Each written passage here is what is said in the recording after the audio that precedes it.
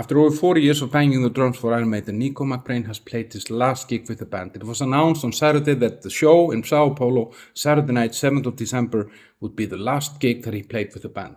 But was he actually forced out of the band, or was this a decision of his own?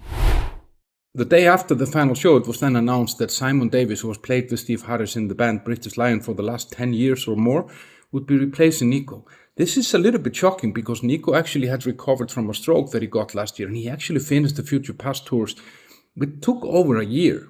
Now, that tour was not without its struggle. I had covered one of the early shows. I think it was the second show that they played on that tour here in Prague, and there was obviously something off. But back then, we didn't know that Nicko had a stroke just a few weeks earlier. But if Nicko could make it through that demanding tour, then why isn't he joining the 50th anniversary tour next year?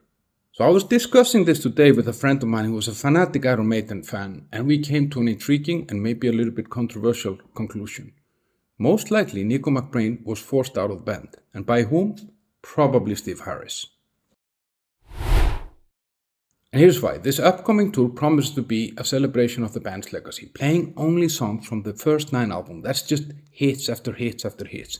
And for a band that prides itself on perfection, then I think Steve was faced with a very demanding question. Should he go out there, celebrate the legacy, give the fans what they want, play the songs the way they should be played with the drum fills and all that stuff, or should he take Nicko along and risk that he couldn't do it up to speed? And the fact that he brings in a drummer that he actually knows from another band, I would be very surprised if it's not Steve Harris' decision to do this. And it actually feels like a calculated move to make sure that the band's performance lives up to the expectations of the fans. Now, this decision also raises another question. Is this the end of Iron Maiden? I mean, with Nicko not in the band, they're most likely not going to be recording anything new.